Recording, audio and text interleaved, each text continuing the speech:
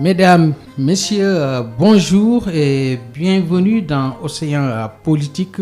Merci de nous rejoindre sur 98.7 bande FM et sur le bouquet canal Horizon 847. Aujourd'hui, nous allons aborder une question centrale pour l'avenir de notre pays, les sources de financement de l'économie sénégalaise.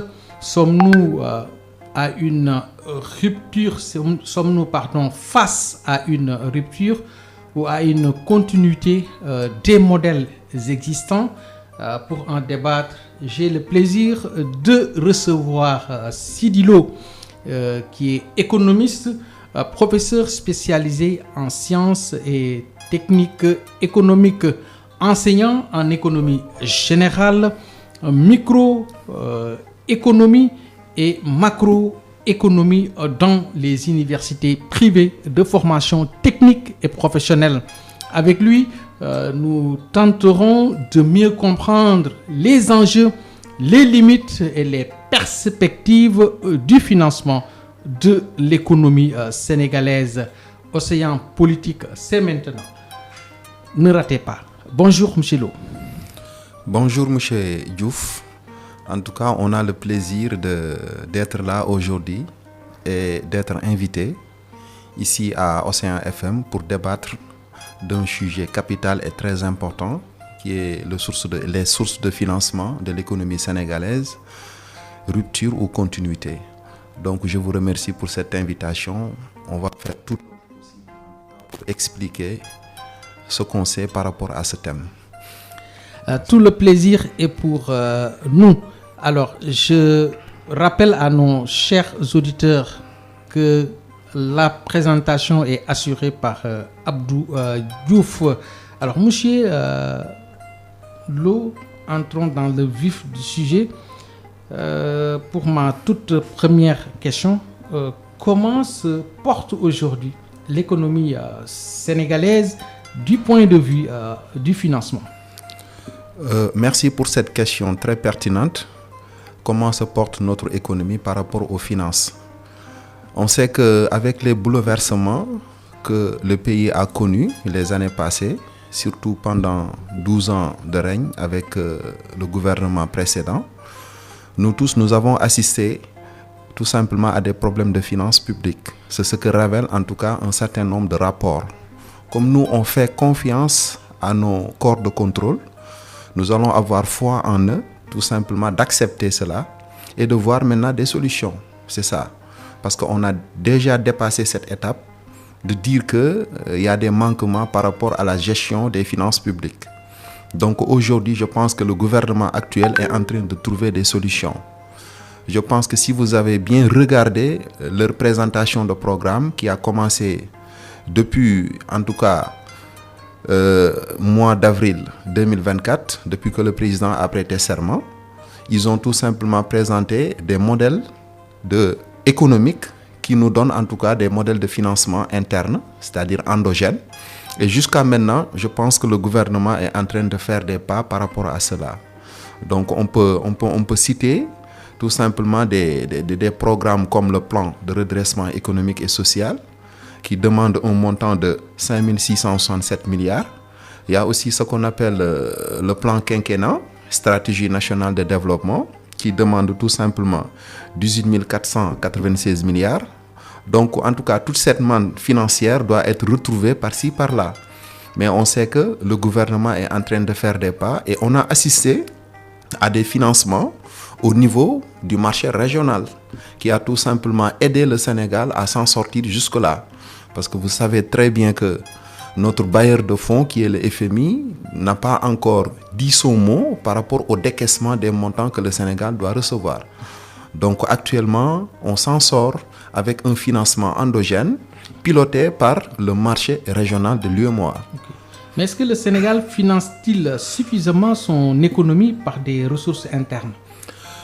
On peut dire oui, on peut dire non. Parce que financer notre économie par des ressources internes nous montre que le gouvernement a tout simplement utilisé une stratégie d'une augmentation de l'assiette fiscale. Parce que c'est ce que nous pouvons faire. C'est ce que le gouvernement aussi peut faire. Dire aux Sénégalais que je vais tout simplement essayer de regarder les niches qui abritent tout simplement de l'argent et qui devraient être versés dans la caisse de l'État. Nous allons les chercher. Et je pense qu'avec la présentation du plan de redressement économique, social, faite par le Premier ministre, en fin 2025, a montré que nous allons essayer tout simplement d'élargir cette assiette. Et je pense qu'ils ont même prononcé un montant de 760 milliards qui va être mobilisé en interne. Donc ça aussi, c'est une chose qui est très, très, très importante. Et je pense que les Sénégalais commencent à y avoir l'habitude. Parce que dans une économie aussi, c'est ce qui est normal. On doit éradiquer tout simplement le secteur informel. Tout le monde doit y participer, soit par des taxes ou par des impôts. Donc je pense qu'actuellement, le gouvernement est en train de faire beaucoup de choses là-dessus. Ok. Peut-on dire que le modèle actuel a atteint ses limites? Bon, pas encore, parce qu'ils ont donné des projections. Si vous regardez en fin 2025, je pense qu'ils sont en train de diminuer le déficit budgétaire. Ils sont actuellement à 7,3%, si je ne me trompe pas, avec des projections en 2026 de 5, et quelques pourcents et en 2027 de 3%.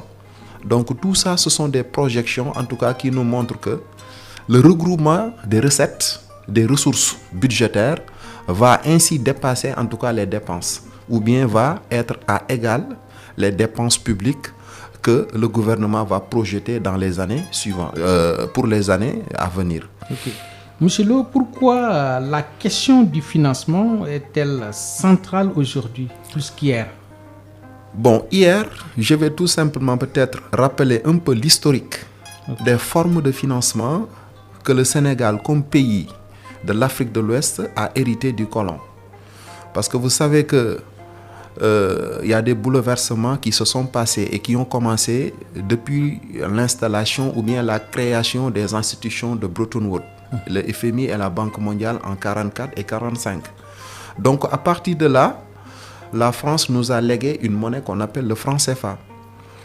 Et tout simplement, cette monnaie, il y a certains économistes qui disent que ça nous pose beaucoup de problèmes. Peut-être qu'on va y revenir au fond du débat.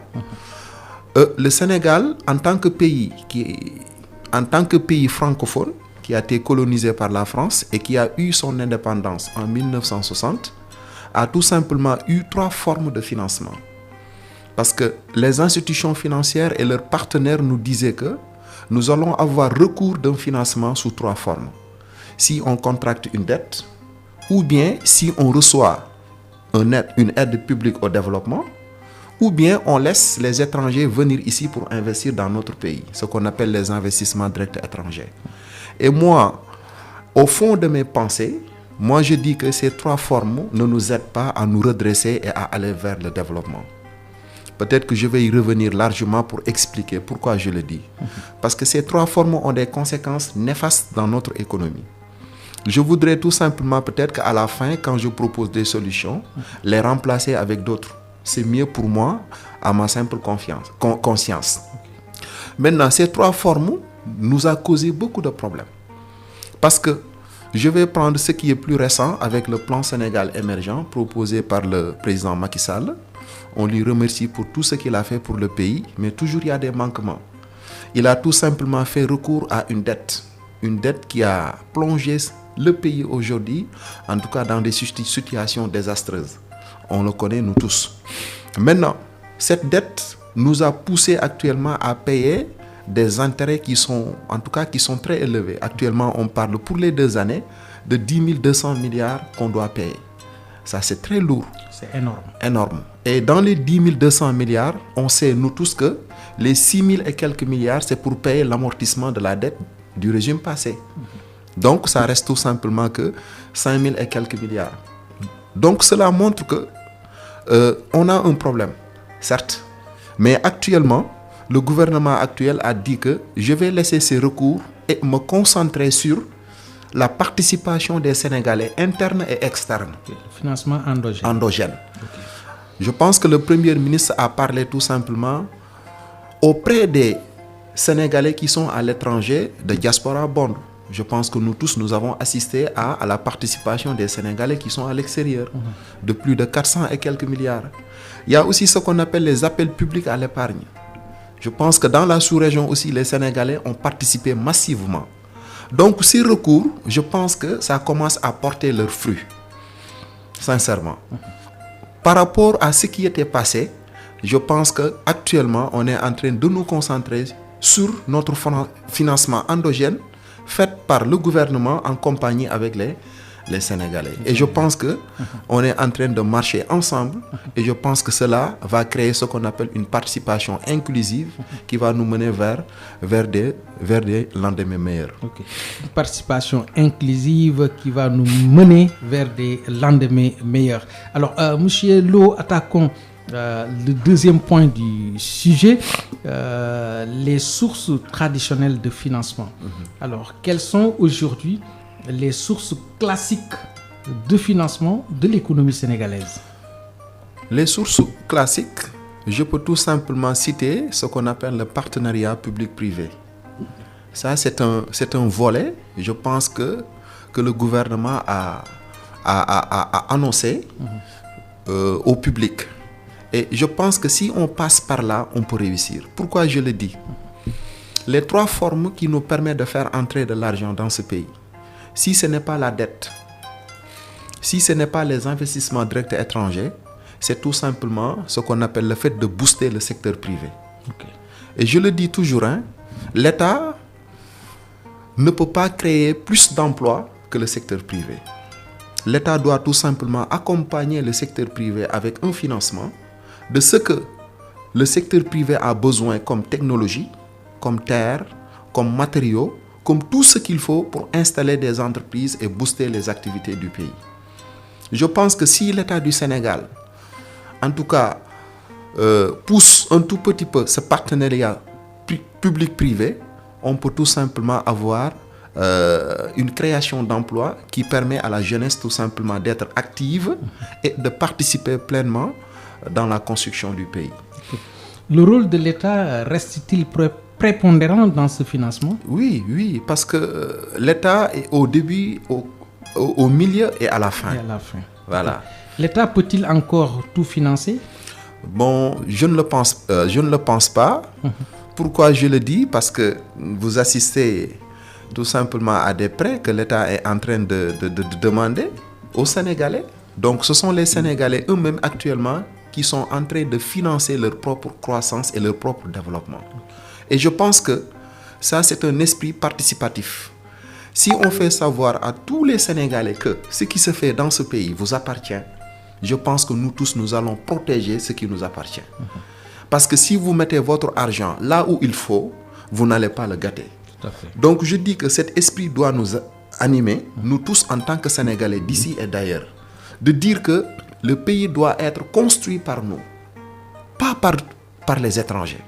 Donc je dis toujours que quand les étrangers sont présents ici, ils ne cherchent que leurs intérêts. Nous aussi, on a notre partition à faire par rapport à la construction du pays. Donc, nous allons nous retrouver autour du table, discuter. Le secteur privé doit être appuyé par l'État. Mais parfois, si les moyens financiers manquent, parce que au départ, il y a un problème. Et ce problème-là, nous tous, nous le savons. C'est tout simplement le fait d'utiliser une monnaie qui est garantie par un pays, et ce pays-là ne veut pas regarder le Sénégal prospérer, surtout sur certains domaines. Le franc CFA. Le franc CFA. C'est ça, je pense que ça, c'est le problème du Sénégal. Mais peut-être que d'ici peu, je pense que les autorités étatiques doivent tout simplement se voir d'autres, en tout cas, d'autres sources qui nous permettent en tout cas de nous détacher avec le franc CFA et de voir comment nous allons avoir soit cette monnaie qu'on dit commune, monnaie nationale, tout ça, c'est possible. Ok. Et la fiscalité constitue-t-elle une source suffisante? Oui, non. Parce que la fiscalité, il y a un économiste, Arthur Laffer, qui disait « trop d'impôts tue l'impôt ». Et je pense que les Sénégalais comme moi, qui n'ont pas dans leur conscience la vraie définition de l'imposition et de la taxation des activités, ces personnes-là vont fuir l'État, vont exister dans le secteur informel.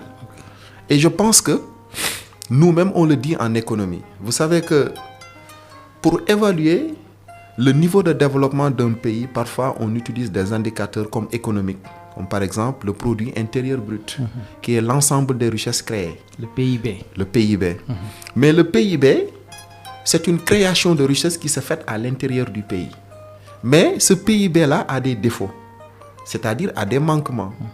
On le dit, pourquoi ce PIB a des manquements? Parce que une grande partie de la population ne participe pas. Cette partie existe dans le secteur informel.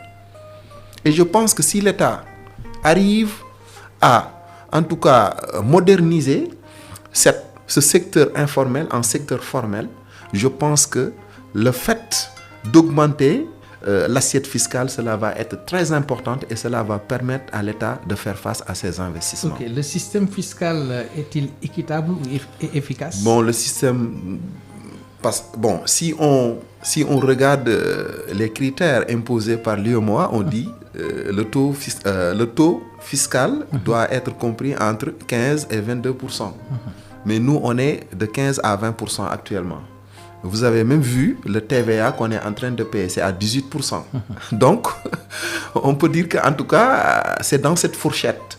Mais je pense que le taux d'imposition, si c'est très élevé, cela va créer des réticences auprès des Sénégalais de pouvoir payer tout simplement leurs impôts. Parlons de l'endettement public. Est-il devenu un réflexe? L'endettement public réflexe dans le sens, en tout cas, d'avoir des problèmes, oui. Parce que l'endettement sénégalais, actuellement, on parle de 99% du taux d'imposition, du taux d'endettement plutôt. Cela montre qu'actuellement, le Sénégal a un problème par rapport à la dette. Je pense que tout ce qui a été éclairé par le rapport de la Cour des comptes, je pense qu'il n'y a rien à dire par rapport à cet endettement, que cela va freiner tout simplement les pas qui nous permettent d'aller de l'avant. Parce qu'actuellement, on est en train de payer, en tout cas, des entrées de la dette qui sont très élevées. Cette année, 1200 et quelques milliards. En tout cas, c'est très élevé. Oui, à partir de quand la dette devient-elle dangereuse? Bon, moi je dis que, parce que toujours on retourne aux critères de l'UEMOA. Parce que vous savez que pourquoi les 8 pays de l'UEMOA ont dit qu'il ne faut pas dépasser les 70% du taux d'endettement. Parce que quand vous allez ensemble, vous êtes des amis et que vous marchez ensemble, on ne doit pas voir les uns et les autres, certains sont en train de ramper, d'autres sont en train, en tout cas, de courir. Cela va créer un déséquilibre entre ces personnes-là qui marchent. Je pense que c'est cet esprit-là qui avait animé les pays de l'UEMOA en disant que nous tous, nous allons harmoniser nos taux d'endettement de ne pas dépasser les 70%. Mais vous savez bel et bien que le Sénégal a dépassé cela depuis très longtemps. Actuellement, dans le côté Afrique de l'Ouest, Sénégal est le pays le plus endetté. Avec, les derniers chiffres que j'ai vus, 119%. Donc, pratiquement, on a dépassé ce que disait la Cour des comptes. Et certains même disent 139. Donc, 39. Donc, ça, c'est désastreux. En tout cas, j'ai le cœur meurtri quand j'ai vu que nous sommes à ce stade par rapport au taux d'endettement. Et que l'endettement va freiner notre croissance économique. Pourquoi? Parce que si vous endettez, vous allez demander, en tout cas, une monnaie étrangère. Parce que si le Sénégal doit contracter une dette, il va le faire avec l'euro ou le dollar. Et que si les institutions internationales ou bien un pays, dans une coopération bilatérale, vous a donné son argent, vous allez le payer avec cet argent qu'il vous a donné. Pas avec le franc CFA. Donc, vous allez regrouper beaucoup de francs CFA pour pouvoir faire ce qu'on appelle la convertibilité et de pouvoir avoir les sommes qu'il faut pour rembourser la dette. Est-ce que le Sénégal est un pays industriel qui va lui permettre tout simplement d'obtenir ses excédents? C'est impossible. Nous ne sommes pas encore à ce niveau. Tout à fait. Peut-être que ce que je déplore, sincèrement, au régime passé, c'est d'avoir ou de présenter aux Sénégalais un plan Sénégal émergent et que le mot émergent rime avec industrie et que je n'avais pas vu, sincèrement, le président précédent avec son gouvernement d'inaugurer une entreprise. Ça en tout cas, moi, je dis que c'est pas normal. Okay. Donc, il a complètement échoué sur ce côté-là. Bon, sincèrement, parce que si vous parlez de l'émergence, il fallait focaliser en tout cas vos investissements sur l'industrie. Okay. L'émergence rime avec l'industrie. L'industrie. Parce qu'avant d'être un pays émergent, il faut passer par un pays industriel. Et je pense que le gouvernement actuel qui est là, en tout cas, ont présenté ce qu'on appelle 44 projets avec un montant de 633 milliards dans le plan Sénégal, dans le politique de redressement économique et social. Vision Sénégal 2050, le Premier ministre l'a dit. Et je pense que nous allons attendre ce qu'on appelle ce qu'il disait en tout cas les agropoles. Parce qu'il disait qu'ils vont tout simplement créer 8 pôles industriels. On est en train d'attendre ça. Et je pense que tout récemment, j'ai écouté le ministre de l'Industrie et du Commerce, Serigne Gueye Diop, qui a tout simplement parlé de 45 zones industrielles, ou 44.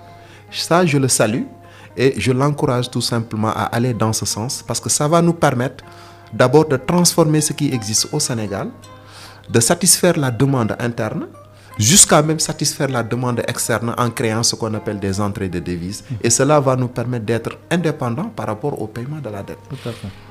Alors, comment évaluez-vous le niveau actuel de la dette publique sénégalaise? Le niveau actuel de la dette publique sénégalaise, bon, en tout cas, c'est une dette qui ne sort pas au plan régional. Voilà, parce que, comme je l'ai dit tout à l'heure, le gouvernement a préféré faire ce qu'on appelle des appels publics à l'épargne. Je pense qu'il l'a fait 3 fois au cours de l'année 2025. Avec des montants qui varient de 150 milliards à 400 milliards. Je pense qu'il a réussi. Parce que quand il demande 150, les Sénégalais participent à autour de 405 milliards. Ça aussi, ce sont des signes, en tout cas, qui nous montrent que les Sénégalais ont répondu présent par rapport à cela. Maintenant, c'est l'État qui doit tout simplement prendre cet argent et le mettre là où il faut. Juste ça. Parce que nous, Sénégalais, qui ont de maigres salaires, de maigres revenus, on ne peut pas participer et que le gouvernement ne va pas nous accompagner avec des investissements productifs, des investissements qui nous permettent tout simplement de relever notre niveau de vie. Là, je lance un appel au gouvernement sénégalais de nous aider tout simplement de mettre l'argent là où il faut pour qu'on puisse ressentir les retombées et de pouvoir participer encore davantage. Tout à fait. Ça encourage même.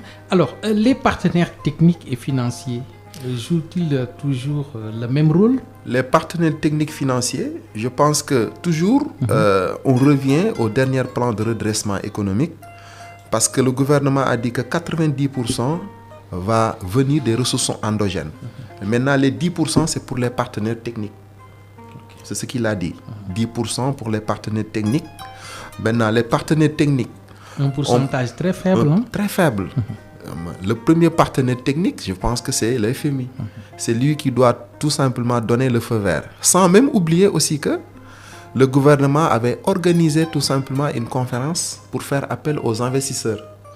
Je pense que le gouvernement avait reçu des engagements auprès de ces investisseurs à hauteur de 13 000 et quelques milliards. Donc on attend.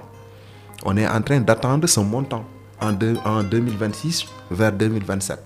Si cela va être réalisé, je pense que ce sera quelque chose qui va nous aider, en tout cas, à s'en sortir. Maintenant, il faut comprendre que partenaires techniques financiers, ça ne veut pas dire que ces partenaires nous donnent leur argent et nous regardent. Toujours, il y aura des rapports, il y aura des suivis. Est-ce que réellement, le Sénégal a fait preuve de sincérité, d'exhaustivité et d'exécution par rapport à cet argent? Tout à fait. Voilà, donc, en tout cas, on attend les partenaires. Je pense que le Premier ministre et le Président étaient partis en Arabie Saoudite pour demander aussi leurs aides par rapport aux investissements. Mais M. Lo, par là, peut-on parler d'une dépendance chronique à l'aide extérieure? Vous savez que la dépendance commence au moment où le Sénégal a refusé tout simplement ou bien a accepté d'utiliser une monnaie garantie. Cela commence depuis qu'on a accepté pendant des décennies d'utiliser une monnaie qui ne nous appartient pas. C'est ça qu'on appelle la dépendance financière. Ok. Et qui parle de dépendance financière parle forcément de dépendance commerciale et de dépendance économique. Ça, on l'a vu nous tous. Maintenant, ce qu'on devrait faire, c'est tout simplement de dire que peut-être que actuellement nous sommes à des étapes qui sont très difficiles. Peut-être que si nous avançons lentement jusqu'à dépasser ces étapes, on pourrait tout simplement réfléchir autour d'une table, voir quelles sont les solutions qui sont meilleures pour pouvoir diminuer cette dépendance. Parce que quand je parle de dépendance financière, le plus souvent, quand vous prenez l'argent des partenaires techniques ou bien l'argent des institutions financières, toujours, il y a ce qu'on appelle la mainmise dans les prises de décision. Parce que cela va monopoliser tout simplement notre prise de décision par rapport aux bonnes politiques publiques de développement. Je pense que si on évite cela, c'est mieux. Ok. Parce que ces partenaires aussi ont des intérêts. Quels sont les risques politiques et économiques? Bon, les risques, ce n'est rien d'autre que... on a des ressources naturelles. Parce qu'il faut commencer par là. Le Sénégal maintenant est un pays pétrolier. Avant, nous avions fait des découvertes très importantes de jugements d'or, de zircon, de fer, ainsi de suite. Vous savez que ces pays-là, entre guillemets, qui sont nos partenaires techniques et financiers, ce sont des pays qui ont des intérêts. Ça, je le dis. Donc, si on laisse ces pays-là venir, notre politique de développement va être monopolisée. Parce que la France qui vous donne une aide financière ou bien une dette, si vous dites qu'aujourd'hui je vais prendre cet argent et de le mettre dans l'éducation, de le mettre dans la modernisation de l'agriculture, dans la modernisation de l'élevage, ainsi de suite, dans la construction des entreprises, la France va dire automatiquement que le Sénégal est en train de décoller. Tout à fait. Parce que ces points stratégiques vont pousser le Sénégal à se détacher des pays sous-développés.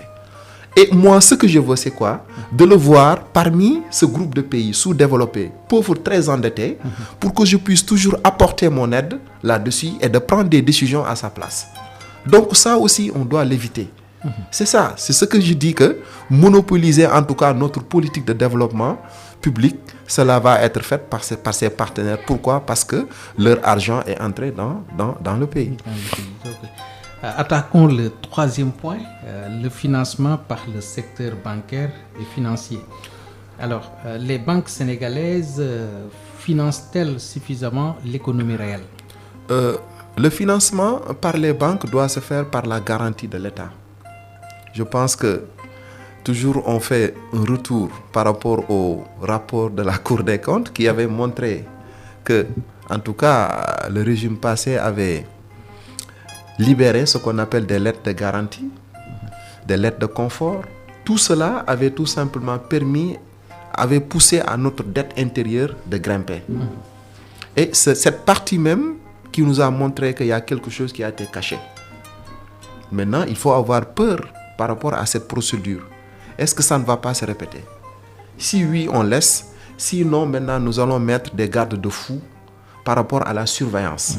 Qu'est-ce que l'État va faire pour garantir, en tout cas, le secteur privé, la jeunesse, les entrepreneurs, pour pouvoir être dotés d'un financement à partir des banques qui sont là, des banques commerciales.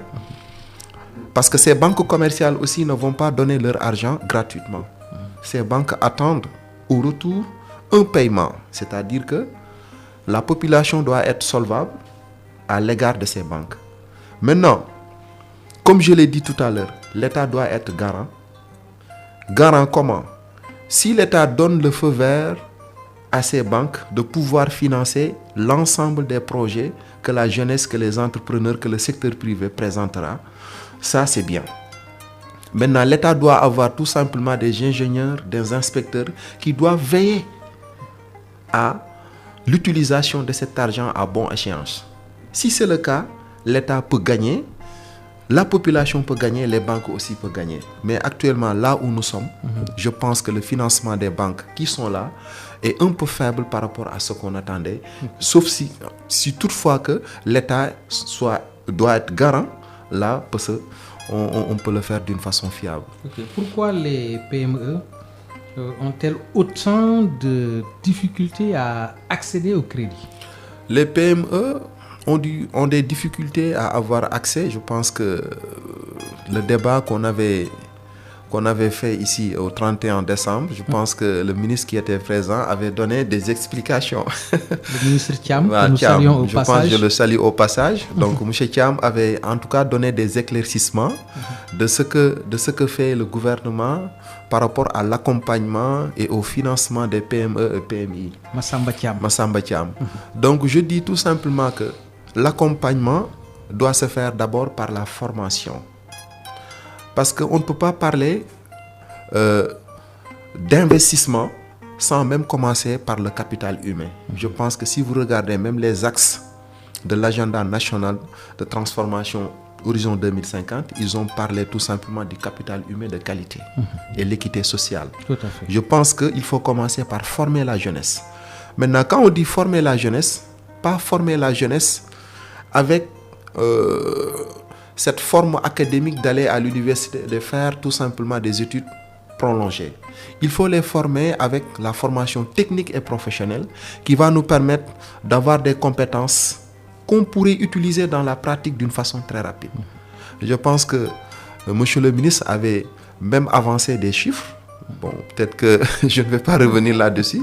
Mais en tout cas, on encourage l'État tout simplement à faire une rétrospection par rapport à ce que la jeunesse demande pour être formée, pour être active, pour participer dans les PME et PMI. Le coût du crédit est-il un frein majeur? Oui, le coût du crédit, vous savez que quand le taux d'intérêt est très élevé, on a un problème pour contracter tout simplement des prêts au niveau des banques. Ça aussi, c'est un problème. Parce que ce qu'il faut comprendre est que les banques commerciales vont avoir un crédit auprès de la banque centrale et que la banque centrale va fixer un taux directeur. Les banques maintenant de second rang, ce qu'on appelle les banques commerciales, vont aussi à leur tour fixer un taux à l'égard tout simplement de leurs clients, des entrepreneurs, des entreprises, des agriculteurs, ainsi de suite. Maintenant, si le taux est très élevé, parfois ça va de 7 à 11%. C'est très élevé. Et si c'est le cas, nous allons avoir un problème de contracter des crédits, d'avoir aussi des échéances très courtes, de travailler, de créer de la richesse, de créer des dividendes et de pouvoir payer. Ça aussi, c'est un problème.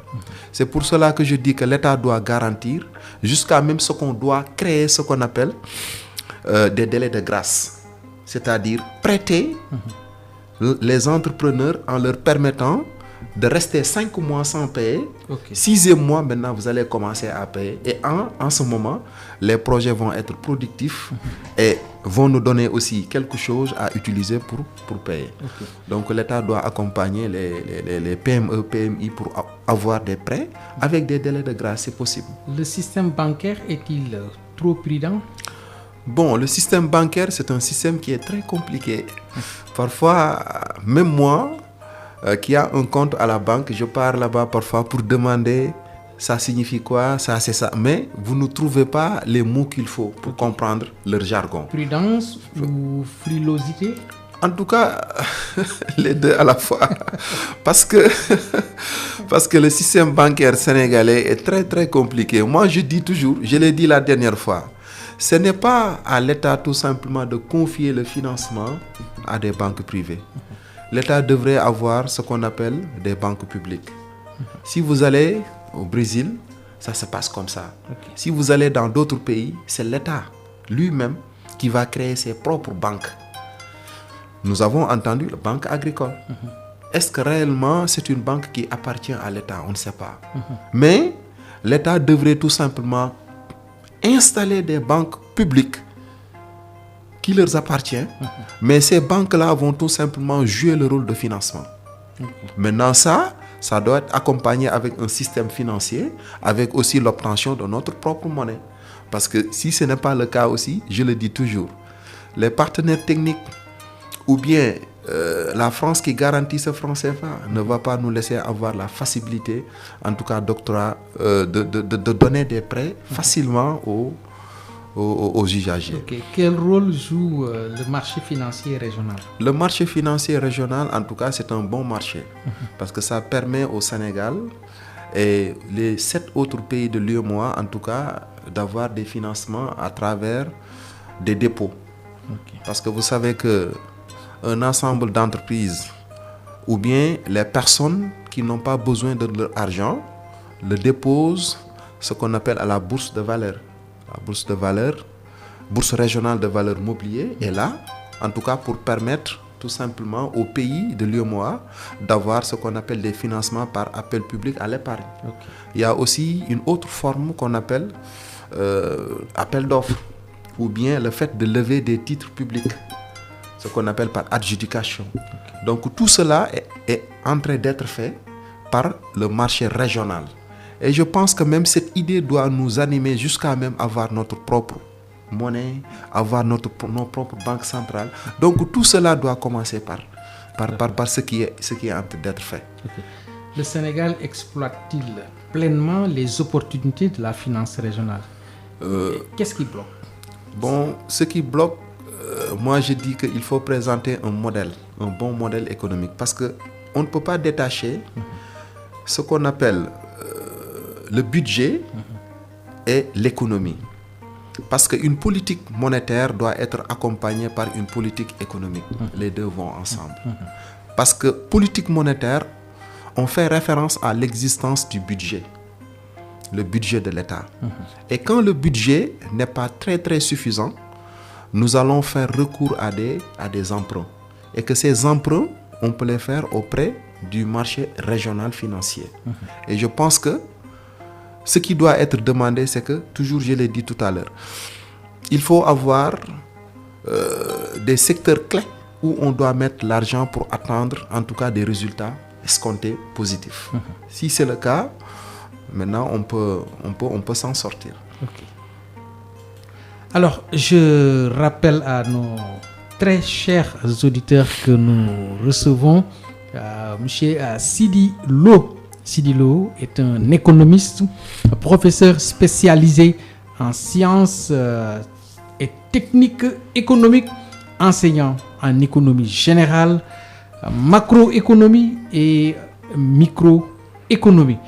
Monsieur Lo, attaquons le 4e point de notre entretien, à savoir ressources internes, n'est-ce pas, et mobilisation nationale. Alors, la mobilisation de l'épargne nationale est-elle suffisante? La mobilisation de l'épargne, vous savez que le financement des politiques publiques ne va jamais être suffisant. Parce qu'à chaque instant, quand l'État présente des modèles économiques, toujours il y a des avancées. Et toujours il y a une nouvelle réflexion qui va se poser. Tout à l'heure, je vous ai fait tout simplement l'histoire des stratégies ou bien des plans que le nouveau gouvernement a présentés, en commençant par l'agenda, la stratégie nationale de développement, jusqu'au plan de redressement économique. Donc tout cela a été fait dans une durée de 2 ans. Je pense que le mandat c'est 5 ans. Mais entre 2 ans, ils nous ont présenté pratiquement trois plans. Et que ces 3 plans, peut-être que ce sont les uns complètent les autres. On peut l'accepter. C'est ce qui fait que toujours l'argent qu'on a besoin pour financer cela est toujours insuffisante. Maintenant, l'épargne que les Sénégalais font pour permettre à l'État de financer en tout cas les politiques proposées par le gouvernement, ça c'est bien, mais ça ne va jamais être suffisant.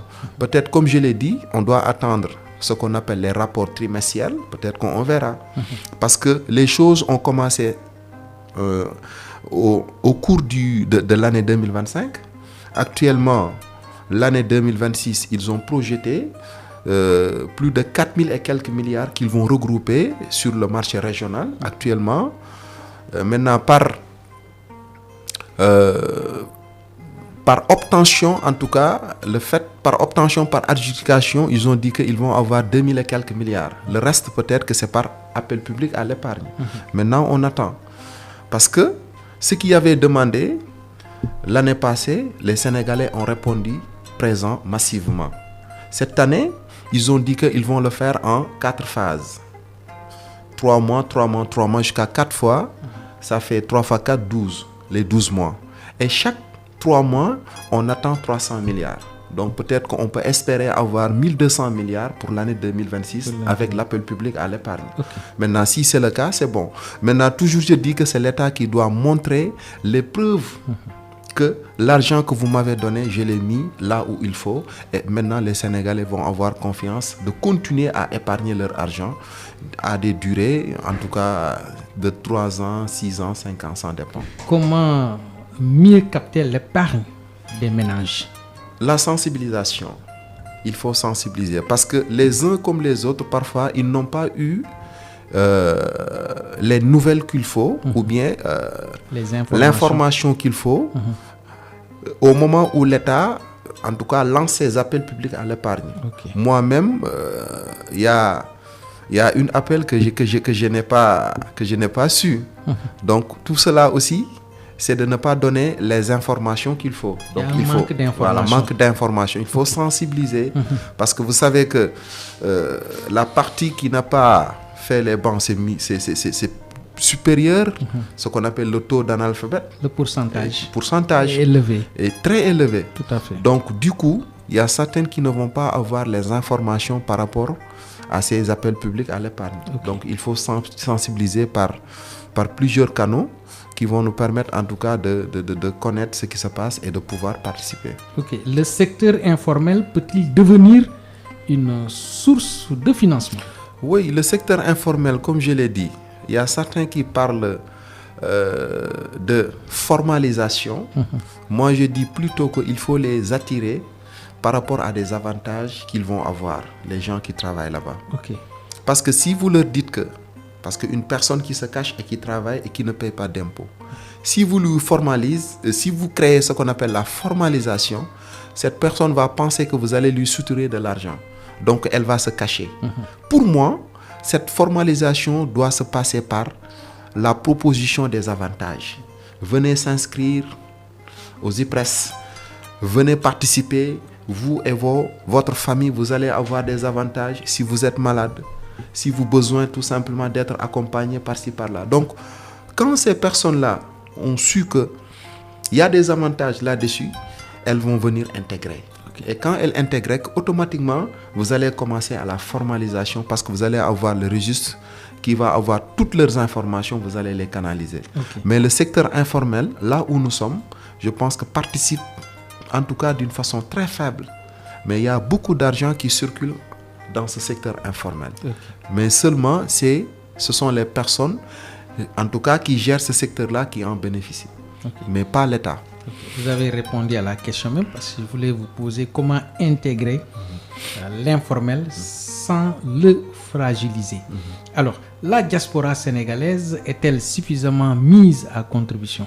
Oui, avec les diasporas bonnes. Je pense que le Premier ministre a même fait un déplacement qui lui permet en tout cas d'être en parfait contact avec la diaspora.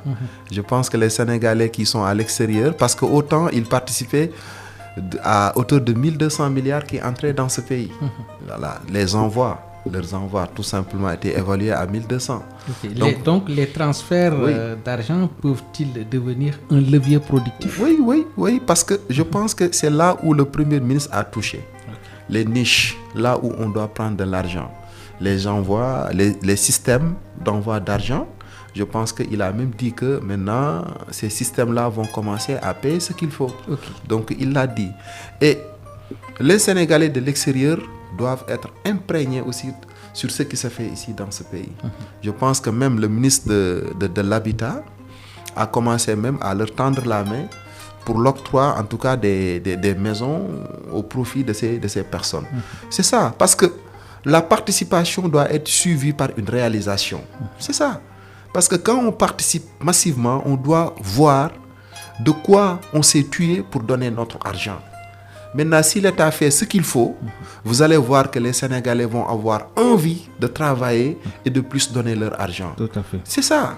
Alors, donc les Sénégalais d'ici et d'ailleurs, c'est la même chose.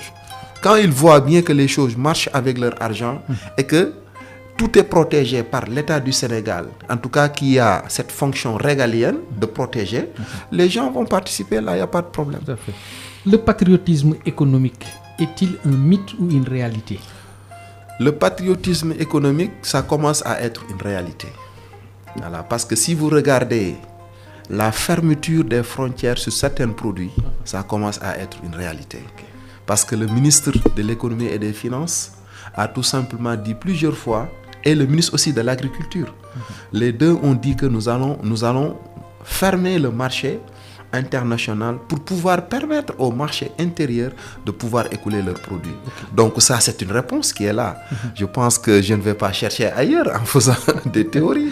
Je vais tout simplement dire que je pense que le marché interne commence à écouler ses produits et le marché externe a été fermé. Donc cela montre que sincèrement, ce patriotisme économique commence à être une réalité. Alors, peut-on financer le développement par les ressources nationales uniquement? Non, non.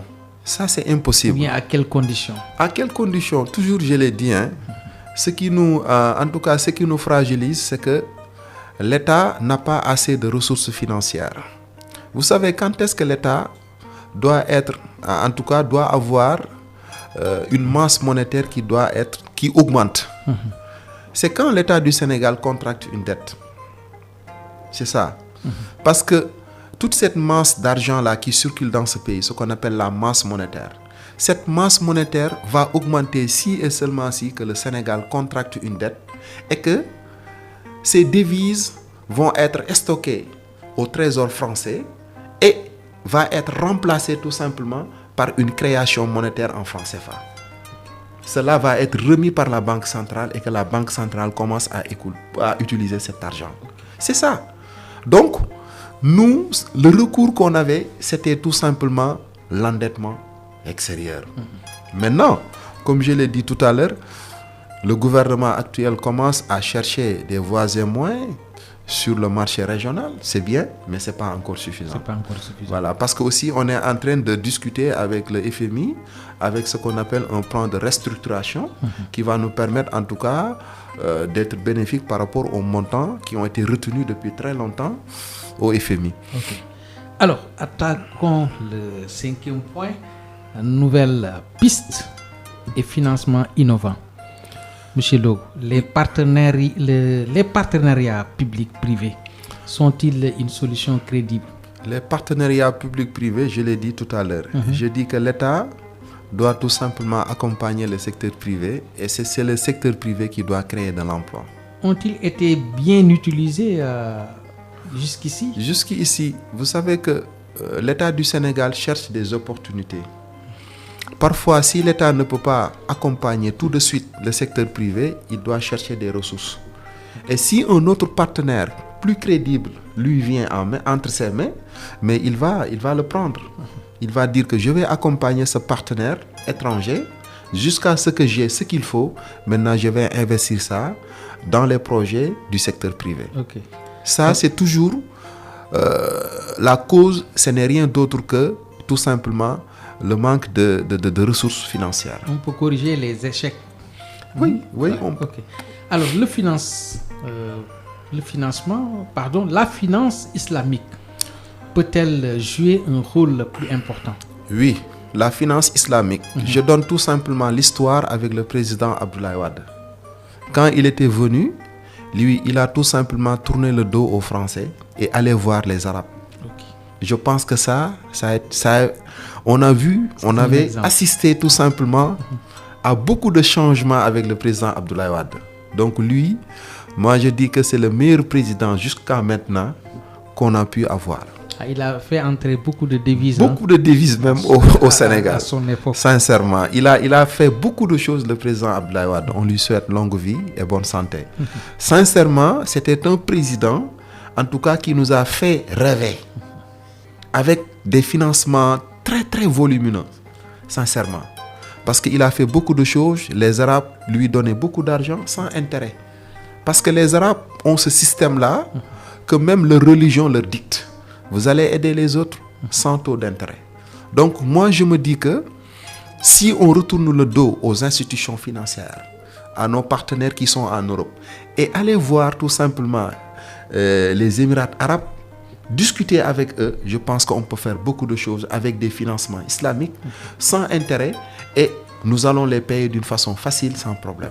Okay. Je pense que ça, c'est un exemple. Et je pense que le Premier ministre et le Président ont dû retenir l'histoire du président Abdoulaye Wade. Je pense que les deux étaient là-bas pour discuter et voir comment il faut faire pour tout simplement avoir des appuis financiers.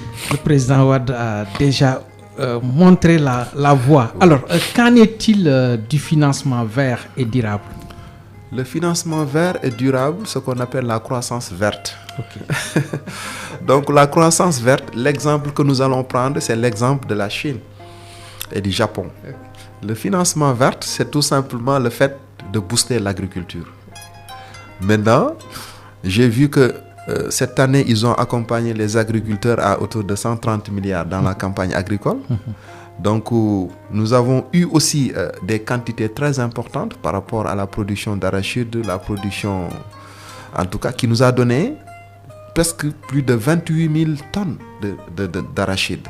Et je pense que le Premier ministre était parti voir les agriculteurs dans le Saloum pour leur donner la confiance que cette production, on peut la booster les années à venir. Et je pense que cela a été accompagné par l'ouverture de plusieurs entreprises Sonacos dans certaines régions. Donc, je dis qu'on doit faire ce qu'on appelle retour à la terre. Il y a un économiste qui le disait, il s'appelle François Quesnay. Il le disait même avant le XVIIIe siècle, c'est un Français. Il disait que sans l'agriculture, toutes les autres activités que vous allez développer vont être des activités stériles. Que ce soit le commerce, que ce soit l'industrie, que ce soit l'industrie extractive. Tout ce que vous voulez faire, il faut le commencer par l'agriculture. Donc l'agriculture est le moteur clé qui peut nous permettre d'assurer la transformation et d'assurer la commercialisation, d'assurer tout ce que vous voulez dans un pays. Donc François Quesnay avait raison. Et je pense que les pays comme Chine, Japon sont passés par là. Donc pourquoi pas ne pas passer par là aussi, nous le Sénégal. Les espaces qui sont là, les quantités d'eau, parce que moi je dis que rien ne manque. Je le dis toujours à mes élèves et mes étudiants. Je dis que le Sénégal a une jeunesse. 60% de la population est jeune. On a des terres qui peuvent nous donner beaucoup de produits. On a de l'eau, on a la lumière solaire. Qu'est-ce qui manque? C'est la volonté. C'est la volonté seulement qui manque pour pouvoir créer tout simplement ces ressources en résultat tout simplement positif. Okay. La volonté politique qui manque. Alors, monsieur Sidi, l'eau, les startups et l'économie numérique peuvent-elles attirer de nouveaux financements? Les startups, bon, si on met de l'avant la formation toujours, parce que les startups aussi, comme on le dit, ça tue parfois des emplois. Parce que quand on passe, les gens y voilà, oui, c'est bon, mais on doit tout simplement mettre de l'avant la formation. Parce que si un petit nombre sont en train de gérer ça, le grand nombre va être tué. Et comme nous sommes un pays, en tout cas, qui investit peu dans la formation et dans l'éducation, on doit augmenter cet investissement. Orienter la jeunesse vers la formation de ces filières. Si c'est le cas, nous-mêmes, nous allons tout simplement gérer tout ce qui se passe comme informatique, comme communication, comme technologie. Nous allons gérer tout ça dans ce pays. Mais si on laisse un petit groupe gérer cela, ça peut tuer beaucoup d'autres choses. Okay. Le Sénégal est-il attractif pour les investisseurs privés? Oui, on peut dire oui, parce qu'on a des engagements de 13 et quelques milliards. Qu'est-ce qui les freine encore? En tout cas, c'est le feu vert du FMI. Parce que aussi, qu'on le dise, le FMI, en tout cas, c'est une entité très stratégique par rapport au financement du secteur privé de l'extérieur. Aussi, parce que un ensemble d'investisseurs n'écoute que le feu vert du FMI. Et je pense que les concertations qui se succèdent actuellement entre le gouvernement et le FMI je pense et j'ai l'espoir que ça va aboutir sur quelque chose qui permet à ces engagements-là d'arriver une bonne fois pour toutes. Okay. Mais je ne parle pas de plan de restructuration. Parce que quand on le dit, automatiquement, nous tous, nous allons penser à ce qui s'est passé vers les années 80. Les ajustements structurels, les mesures d'austérité. Donc tout ça, on n'en veut pas. D'ailleurs, le Premier ministre a catégoriquement refusé cette structuration-là. Oui, parce que c'est comme une forme de solution de la dette. Parce que les solutions de la dette, on peut les faire par moratoire, par l'application des mesures d'austérité. Et c'est ça qui est plus pénible. Si on applique tout simplement l'austérité, ça va se rabattre sur la population et qu'il y aura la souffrance et la baisse du niveau de vie. Okay. Donc cela, je ne le souhaite pas. Mais on peut tout simplement négocier jusqu'à, en tout cas, effacer plus de 1000 milliards sur la dette, c'est possible. Il y a beaucoup de pays qui l'ont fait, Bénin, ainsi de suite. Donc nous aussi, on peut passer par là, discuter pour pouvoir tout simplement diminuer la dette et pour que le paiement du taux d'intérêt du service puisse être allégé, qu'on puisse passer aux investissements. Ok. Il nous reste moins de 10 minutes. Alors, on va parler de rupture ou continuité, le débat central. Alors, assiste-t-on aujourd'hui à une rupture dans le financement de l'économie sénégalaise? Oui, on assiste à une rupture, ça je le confirme, sincèrement. On est en train tout simplement de refonder le système financier de l'économie sénégalaise, sincèrement. Donc avec ce que le gouvernement a proposé, avec 90% des ressources endogènes, je pense que parce que le président Macky Sall l'avait dit avec le plan Sénégal émergent. Lui, il disait qu'on a besoin de presque 10 000 milliards, 9 998 milliards, presque 10 000 milliards. Et il disait que les 60% vont être financés par l'État. Mais par quelle forme? On ne sait pas, est-ce que l'État va emprunter ou bien l'État va en tout cas mobiliser les ressources internes, on ne sait pas. Peut-être que là, j'ai des idées un peu limitées par rapport à ça. Mais ce que présente le plan de redressement économique et social, 90%, donc c'est plus que 60%, 90% vont être des ressources endogènes. Donc on peut dire que, sincèrement, cette rupture est en train d'être faite, sincèrement. Et aussi, le FMI était trop présent par rapport au financement du Sénégal. Mais actuellement, pendant 2 ans, on fonctionne. Peut-être que tout ne marche pas comme il faut, mais on est en train, en tout cas, de serrer la ceinture, comme le dit le Premier ministre, avec le peu qu'on a, à travers la fiscalité, à travers tout simplement des appels publics à l'épargne. Donc tout cela nous aide pour pouvoir tenir le coup sans même la présence de FMI. Donc on peut dire qu'il y a rupture. Okay. Où sommes-nous dans une continuité des anciens modèles? Les anciens modèles, ce qui reste, parce que les anciens modèles, je l'ai cité tout à l'heure. Si ce n'est pas... ce qui reste, ce sont les investissements directs étrangers. C'est ce que je pense. Parce que toujours, on a des rapports avec tout simplement les partenaires techniques financiers qui sont à l'extérieur. On a tout simplement des rapports avec eux.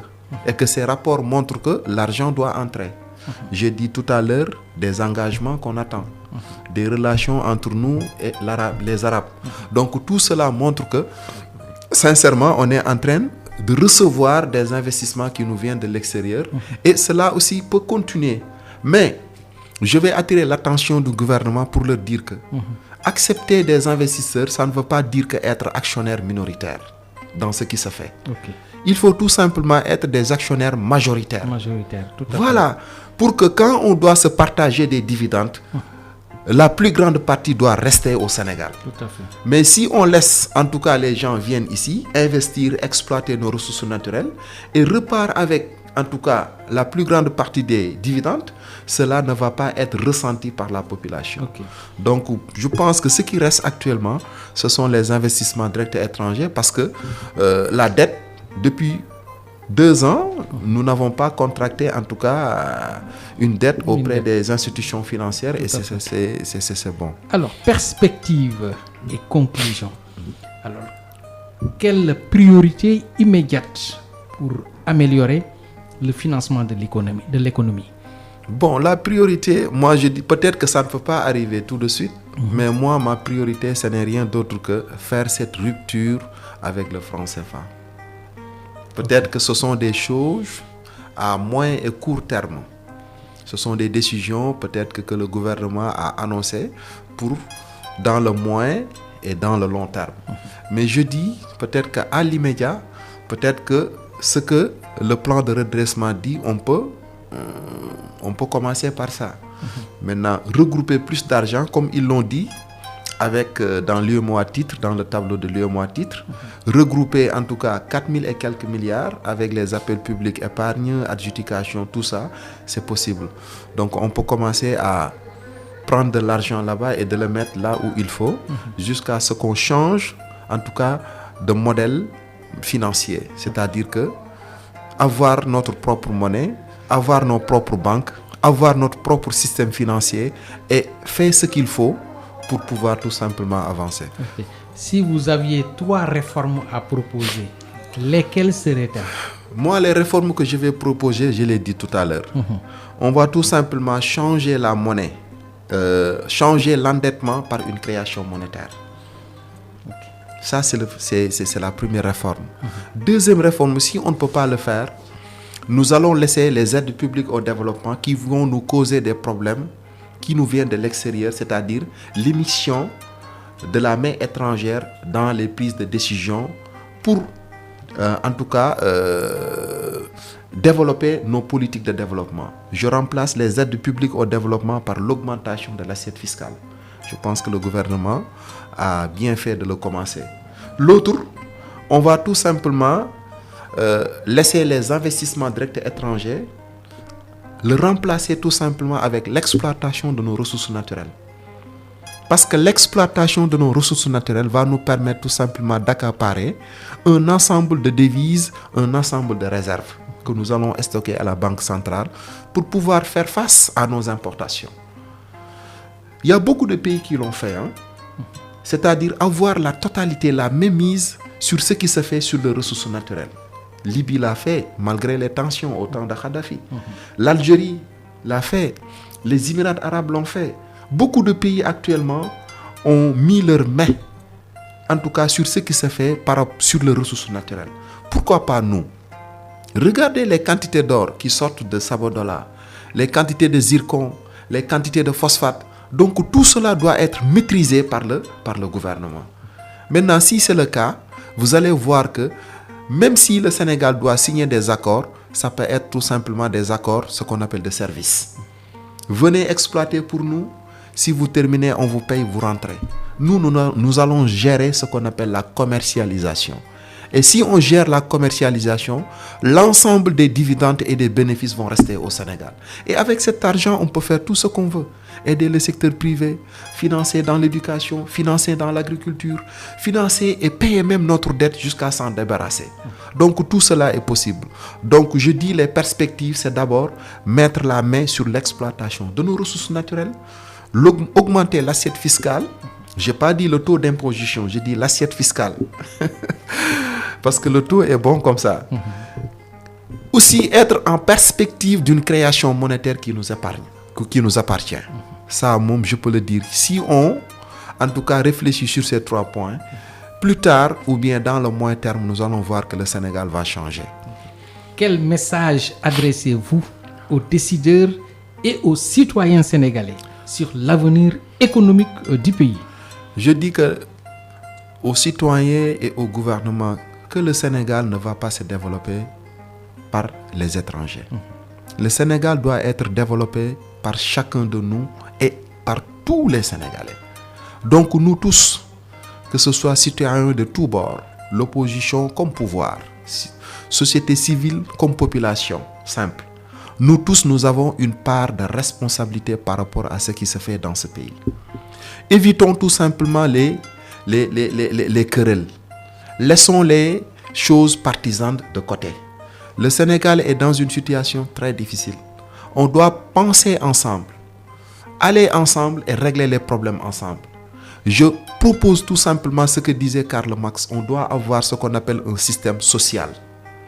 Et ce système social va nous permettre tout simplement de planifier ensemble tout ce qui doit se faire ici au Sénégal.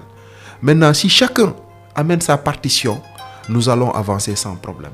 Mais on doit tout simplement éviter tout ce qui doit plonger le Sénégal dans le chaos actuellement. Nous ne sommes pas à ce niveau. Nous sommes à un niveau où le redressement doit se faire, comme ce qu'on a dit. On doit tout simplement redresser, impulser et accélérer. C'est ça qu'on demande à tous citoyens et au gouvernement.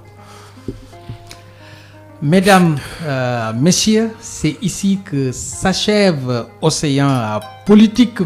Nous avons tenté avec notre invité, Sidi Lo, d'analyser les sources de financement de l'économie sénégalaise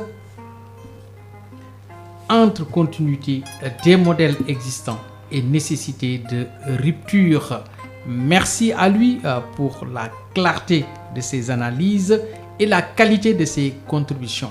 Merci également à vous, auditeurs et téléspectateurs, pour votre fidélité. L'économie concerne chacun d'entre nous et le débat reste ouvert.